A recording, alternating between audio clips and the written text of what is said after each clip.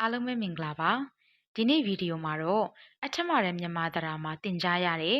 ခေါင်းစဉ်၃ခုအကြောင်းကိုဆွေးနွေးမှာဖြစ်ပါတယ်ဒီခေါင်းစဉ်တွေကတော့နာမ်နောက်ဆက်ကရိယာနောက်ဆက်နဲ့ဝချယူပဲဖြစ်ပါတယ်နာမ်နောက်ဆက်နဲ့ကရိယာနောက်ဆက်ကတော့အဆက်ပစ္စည်းဆိုတဲ့ခေါင်းစဉ်အောက်မှာပါဝင်တဲ့ခေါင်းစဉ်ခွဲနှစ်ခုပဲဖြစ်ပါတယ်တစ်ခုချင်းစီမှာနောက်ထပ်ခေါင်းစဉ်ခွဲလေးတွေရှိနေသေးတဲ့အတွက်ဆက်ပြီးကြည့်ရအောင်နာနောက်ဆက်ခေါင်းစဉ်အောက်မှာဆိုရင်နောက်ဆက်တွေအများကြီးရှိတဲ့အထက်ကဒီအထမတန်းမြန်မာသရာမှာတော့ခေါင်းစဉ်၉ခုအကြောင်းကိုသင်ကြားရမှာဖြစ်ပါတယ်။အဲ့ဒါတွေကတော့စထမတန်းနဲ့တတမတန်းမှာယဉ်နှီးခဲ့ပြီဖြစ်တဲ့ကတ္တာနောက်ဆက်နဲ့ကံနောက်ဆက်ရဲ့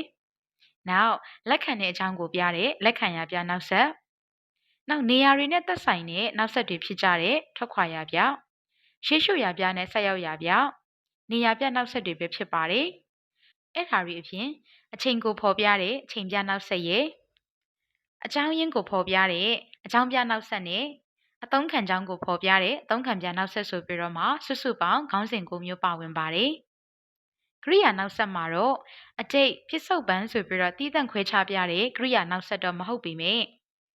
ဝကြရဲ့ဆိုလိုရင်းအတိတ်ပဲနဲ့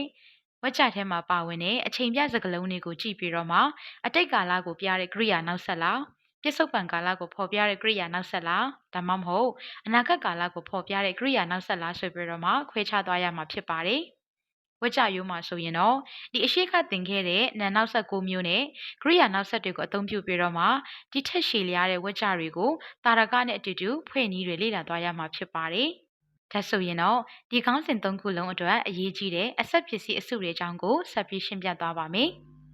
အဆက်ပစ္စည်းဆိုတာကတော့ဝကြထဲမှာရှိတဲ့ပုတ်တွေကိုဆက်ထားတဲ့ပစ္စည်းတွေပဲဖြစ်ပါတယ်။ဒီနေရာမှာပုတ်ဆိုတာကစက်ထမာရမြန်မာသရာမှာသင်ခဲ့ရတဲ့နံအုပ်စုထဲက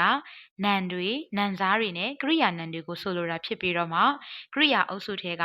ကရိယာနံပေါင်းကရိယာတွေကိုပြောချင်တာပါ။ဒါကြောင့်မလို့အဆက်ပစ္စည်းနေရာမှာနံနောက်ဆက်နဲ့ကရိယာနောက်ဆက်ဆိုပြီးတော့မှနှစ်မျိုးခွဲခြားထားပါတယ်။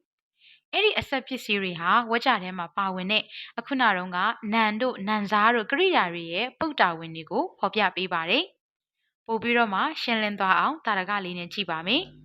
။ဒီတာရကမှာဆိုရင်ဥမြသည်စဘာဆိုင်ဤဒီထဲမှာတော့ကတ္တာပုတ်နဲ့ကရိယာပုတ်နှစ်ခုပါဝင်တဲ့ရိုးရှင်းတဲ့ဝကြရိုးဖွင့်နည်းလေးပဲဖြစ်ပါတယ်။ပို့ပြီးတော့မှနားလည်လွယ်အောင်အယောင်လေးတွေနဲ့ဖော်ပြထားပါတယ်။ဒီနေရာမှာဥမြသည်ဆိုတာကကတ္တာပုတ်ဖြစ်ပါတယ်။စဘာဆိုင်ဤဆိုတာကတော့ကရိယာပုတ်ဖြစ်ပါတယ်။အဲ့ဒီပေးထားတဲ့ကတ္တာပုတ်နဲ့ကရိယာပုတ်တွေကိုဆက်ပြီးတော့မှခွဲခြမ်းကြည့်ရအောင်။ဥမြသည်ဆိုတဲ့ကတ္တာပုတ်မှာနံစကလုံးဖြစ်တဲ့ဥမြဟာကတ္တာပုတ်ထဲမှာရှိတဲ့အတွက်ဥမြဟာကတ္တာဖြစ်ပါတယ်။အဲ့ဒီလိုပဲစဘာဆိုင်ဤဆိုတဲ့ကရိယာပုတ်ထဲမှာနံပေါင်းကရိယာဖြစ်တဲ့စဘာဆိုင်ဆိုတဲ့စကားလုံးဟာကရိယာပုတ်ထဲမှာပါဝင်နေတဲ့အတွက်စဘာဆိုင်ဟာကရိယာဖြစ်ပါတယ်။ဒါဆိုရင်တော့ကြံခဲ့တဲ့ဒီနဲ့ဤဆိုတဲ့စကားလုံးတွေအကြောင်းကိုဆက်ပြီးတော့ပြောရအောင်။ဒီဆိုတဲ့စကားလုံးဟာဥမြဆိုတဲ့ကတ္တာရဲ့နောက်မှာရှိတဲ့အတွက်ကတ္တာနောက်ဆက်လို့ခေါ်ပါတယ်။နောက်ဤဆိုတဲ့စကားလုံးဟာစဘာဆိုင်ဆိုတဲ့ကရိယာရဲ့အနောက်မှာရှိတဲ့အတွက်ဤဟာကရိယာနောက်ဆက်ဖြစ်ပါတယ်။ဒါဆိုရင်တော့အခုနပြောထားတဲ့နံတို့ကရိယာတွေရဲ့နောက်မှာဆက်ထားတဲ့ပစ္စည်းတွေကိုအဆက်ပစ္စည်းလို့ခေါ်ပြီးတော့မှသူနဲ့တွဲဆက်တဲ့နံနဲ့ကတ်ထားတာလားကရိယာနဲ့ကတ်ထားတာလားဒီအပေါ်မှာမူတည်ပြီးတော့မှနံနောက်ဆက်ကရိယာနောက်ဆက်လို့ခေါ်တဲ့အကြောင်းကိုနားလည်သွားပြီဖြစ်ပါတယ်။ဒီနေ့ဗီဒီယိုလေးကိုပြန်ပြီးတော့မှအချင်းချုပ်ရမယ်ဆိုရင်အထမရမြန်မာသရာမှာသင်ရတဲ့အဆက်ပစ္စည်းတွေမှာနံနဲ့ကရိယာနောက်မှာလိုက်တဲ့အဆက်တွေပေါ်မူတည်ပြီးတော့မှနံနောက်ဆက်လားကရိယာနောက်ဆက်လားလို့ခွဲခြားတာဖြစ်ပါတယ်။နောက်ဗီဒီယိုတွေမှာတော့နံနောက်ဆက်ရဲ့ခေါင်းစဉ်တစ်ခုဖြစ်တဲ့ကတ္တာနောက်ဆက်အကြောင်းကိုဆက်ပြီးတော့လေ့လာသွားမှာပဲဖြစ်ပါတယ်။